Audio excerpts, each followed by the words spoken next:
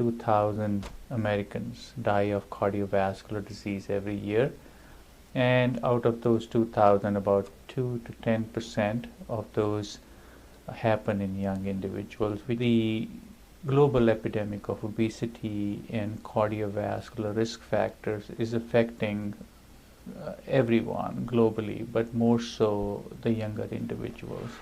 So people who are younger than 55 are affected by obesity. Now, if you think about it, about 2/3 of Americans are either overweight or obese, and that's affecting our younger population more.